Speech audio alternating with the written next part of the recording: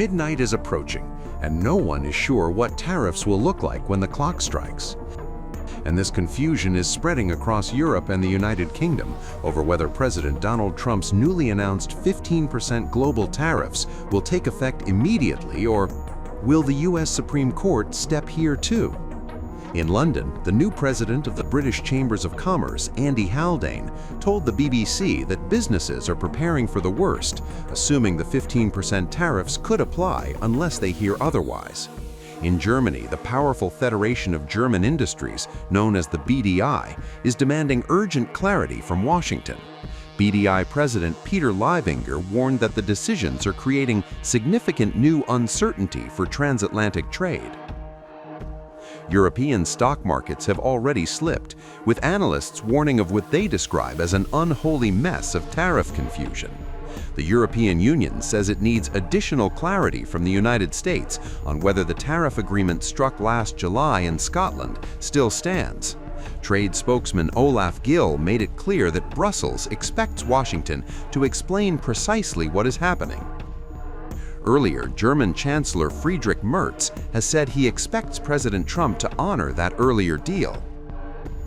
But uncertainty is now spilling into the European Parliament. Lawmakers are preparing to pause the ratification process of the trade agreement yet again, this time to seek clarity after the US Supreme Court struck down previous tariffs as illegal. Zeljana Zovko, lead trade negotiator for the European People's Party, told Bloomberg there may be no choice but to delay approval until the situation is clear. Behind the political drama lies a deeper economic concern. Experts warn that even if the tariffs are imposed by Washington, the impact will not stop at US borders. France and Germany's stock markets have been hit by US trade uncertainty too. In Frankfurt, the DAX index has dropped by 0.6% as traders fret that Europe's trade deal with the US may unravel. France's CAC 40 index is starting the new week in the red too, dipping by 0.35%. Dr. Jonathan Owens, a supply chain specialist at the University of Salford, says a 15% tariff could send immediate shockwaves through UK supply chains. British firms are tightly woven into global manufacturing networks. Many export directly to the United States or supply components that ultimately feed into American markets. A sudden cost barrier of this scale could ripple quickly across the Atlantic. For now, businesses are left waiting for clarity, confirmation, and waiting to see whether tomorrow brings stability or a new front in America's expanding trade war.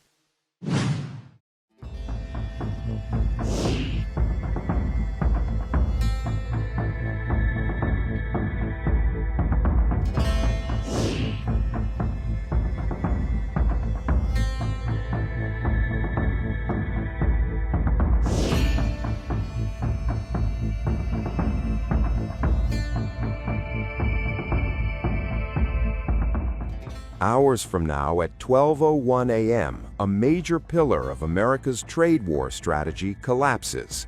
In a stunning turn of events, the United States will stop collecting billions of dollars in tariffs imposed by President Donald Trump.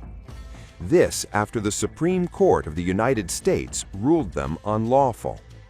This is not just a policy tweak, it's a seismic shift in U.S. trade policy, with billions of dollars at stake. U.S. Customs and Border Protection has confirmed that tariff collections under the 1977 International Emergency Economic Powers Act will officially cease at 12:01 a.m. local U.S. time Tuesday. Reports claim all related tariff codes will be deactivated, as the importers have been notified. The move comes days after the Supreme Court, in a 6-3 ruling, determined that Trump exceeded his authority by invoking emergency powers to impose sweeping import duties. The court held that IEEPA did not grant the president the power to impose such broad tariffs. The financial consequences could be enormous. Economists estimate more than $175 billion in tariff revenue could now be at risk of refunds. Until now, the invalidated tariffs were generating over $500 million a day. However, U.S. officials have not clarified whether businesses will be reimbursed for duties already paid. Importantly, this suspension applies only to tariffs imposed under IEEPA, which means other Trump trade measures regarding national security powers and unfair trade statutes remain untouched. The ruling affects tariffs targeting key Asian export economies, including China, South Korea, Japan, and Taiwan, all central players in global manufacturing and technology supply chains. Markets are watching closely, so are America's trading partners. But the story doesn't end there. Within hours of the ruling, Trump unveiled a new global tariff, initially set at 10%, then quickly raised to 15%. This time, the administration is invoking Section 122 of U.S. trade law, a rarely used provision that allows temporary tariffs of up to 15% without immediate congressional approval. No president has ever used Section 122 before. Legal challenges are widely expected. Since Liberation Day, there's about $175 billion in tariff revenue that is now in limbo. Do you have to refund $175 billion? Think of it, Peter. Very fair question.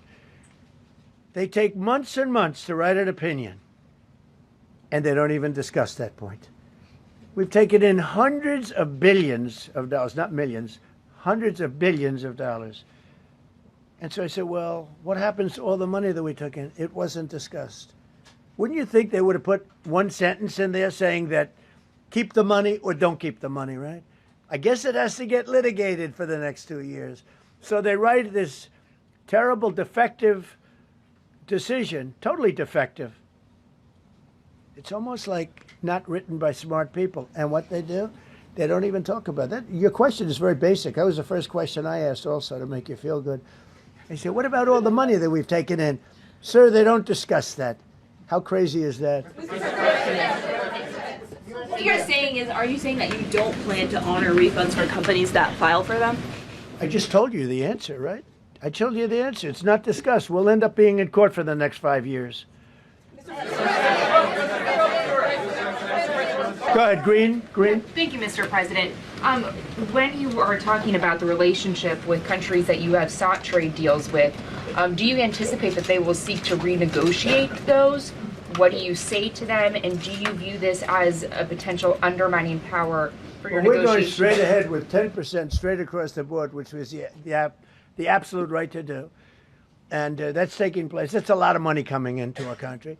And then during that period of about 5 months, we are doing the various investigations necessary to put fair tariffs or tariffs, period, on other countries.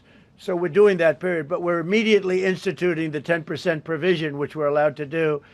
And in the end, I think we'll take in more money than we've taken in before. Yeah. I just want to thank you all. Look, great certainty has been brought back to the economy of the United States and actually the economy of the world, because we generate so much in the world. We're the biggest in the world, and we're now the strongest by far. We were a country that was dead 1.5 years ago. Now we have the hottest country in the world. We're going to keep it that way. Thank you very much, everybody.